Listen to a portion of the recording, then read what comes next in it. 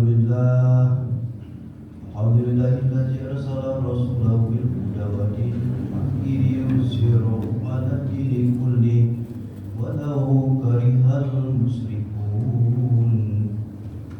La ilaha illallah wa asyhadu anna Muhammadar Rasulullah. Allahumma shalli ala sayyidina Muhammadin wa ala alihi wa ashabihi ajma'in. Amma ba'd. Ya ibadallah, usini nafsi wa iyyakum bittaqwallahi faqad fazal muttaqun. Wa qala ta'ala ya ayyuhallazina amanu taqullaha haqqa tuqatih wa la tamutunna illa wa antum muslimun. Shadaqallahul azim. Masyiral muslimin, jemaah Jumat yang dirahmati Allah SWT, marilah kita membaca dan bersyukur kepada Allah hingga saat ini kita masih diberikan karunia yang teramat besar berupa nikmat iman, sehat dan Islam, sehingga kita bisa menunaikan kewajiban sholat Jumat seperti biasa. Tak lupa untuk selalu bersyukur atas nyawa yang masih diberikan kepada kita secara utuh, lengkap, tidak kurang sedikit pun, masih kuat untuk beribadah kepada Allah, mengingatnya dan memuji asmanya. Setiap khotbah, khotib selalu berwasiat kepada seluruh jamaah yang hadir di sini agar selalu meningkatkan iman dan takwa kita kepada Allah. Salawat dan salam semoga senantiasa tercurahkan kepada Nabi besar Muhammad Sallallahu Alaihi Wasallam beserta keluarga serta para sahabatnya. Semoga kita selalu mendapatkan kebahagiaan yang hakiki baik di dunia maupun di akhirat kelak. Amin amin ya rabbal alamin. Ma'asyiral muslimin, jamaah Jumat yang dirahmati oleh Allah.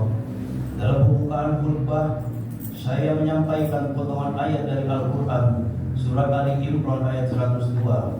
Ayat ini selalu menjadi favorit setiap khotib untuk diselipkan ketika memasuki materi khutbah.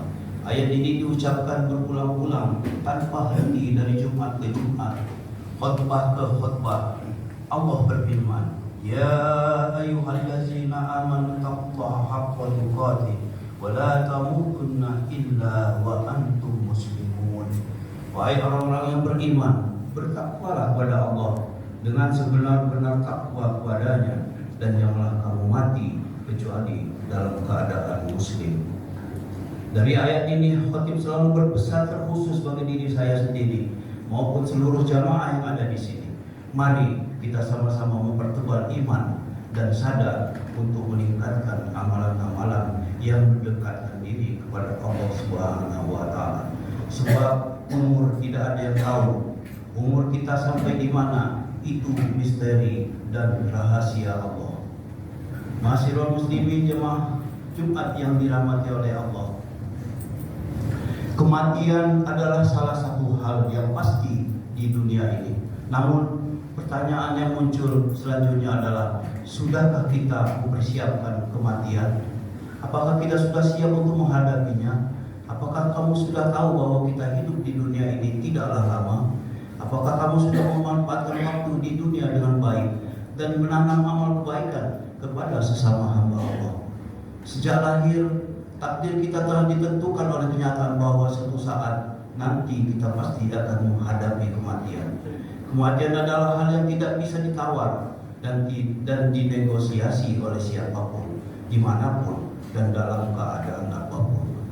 Dalam Al-Quran, Allah Subhanahu wa taala telah menegaskan dalam surat Al-Ankabut ayat 57, kullu nafsin za'iqatul maut summa ilaina turja'un. Setiap yang bernyawa pasti akan merasakan kematian, kemudian hanya kepada kami dikembalikan. Ayat ini merupakan pengingat bagi kita bahwa kematian adalah bagian dari rencana Allah. Tidak ada yang bisa menandingi dan menghindarinya. Dalam tafsir Ibnu Katsir, ayat ini juga dijelaskan dalam atas kekuasaan Allah, manusia yang awalnya tiada, kemudian Allah jadikan dan ada di muka bumi ini. Semua pasti akan mati, kemudian dibangkitkan kembali setelah kematian itu.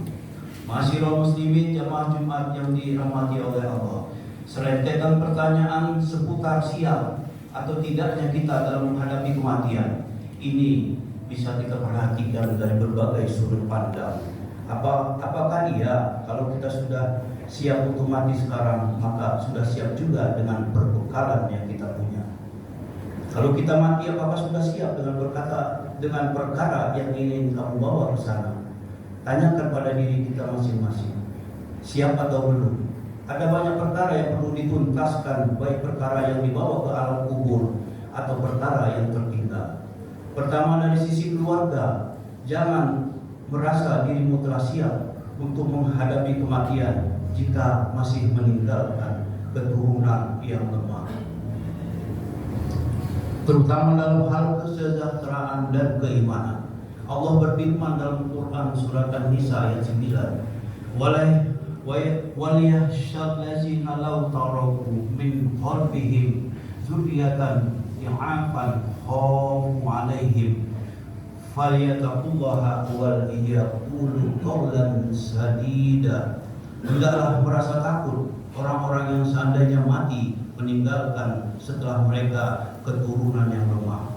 Mereka khawatir terhadapnya. Maka bertakwalah kepada Allah dan berbicaralah dengan tutur kata yang benar. Coba kita renungkan lebih dalam. Sudahkah kita menafkahi tanggungan kita dengan baik? Anak, istri, orang tua. Sudahkah kita mendidik mereka dengan pemahaman agama yang kokoh, yang bermanfaat bagi sepanjang hidup? Sadarkah kita jika tidak dibekali dengan ilmu agama yang baik, suatu saat kita meninggal dan kita sudah tidak khawatir lagi bagaimana matinya dan apa yang sudah dia bawa untuk tabungannya selama ini? Lalu apakah ada hak yang mungkin selama ini kita abaikan? Apakah ada cekcok, ada selisih paham sehingga membuat silaturahmi antar saudara menjadi putus? Jangan sampai kita merasa telah siap untuk mati lantas kita luput ada segelintir hak yang belum terpenuhi dan kewajiban yang belum ditunaikan. Kedua, masalah harta. Kematian akan memisahkan harta dan amal yang kita miliki. Harta dunia tidak akan dibawa mati, yang kita bawa adalah amal soleh. Lantas, sudahkah dirimu mengumpulkan bekal menuju akhirat?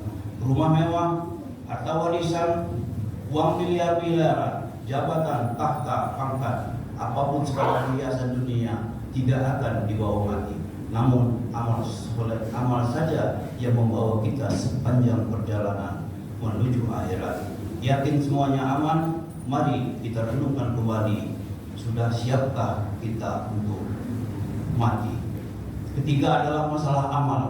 Satu-satunya teman setia kita di liang lahat adalah amal yang sudah kita kumpulkan dan diikat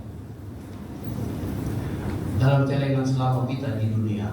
Perkara ini agaknya tidak boleh dianggap remeh, sebab amalan inilah yang tiada putusnya dan akan ditimbang saat perhitungan di akhirat kelak. Renungkan ulang dan dalami baik-baik. Sudahkah dirimu menunaikan berbagai amalan wajib yang Allah perintahkan? Kamu selama ini menjalankan amalannya ikhlas atau cuma pencitraan saja? Kematian tidak segampang itu. Kamu pikir mati doang itu ya sudah tinggal mati aja. Sudah seberapa banyak ibadah yang kamu jalankan sampai segampang itu bilang ya sudah lebih baik mati sajalah aku.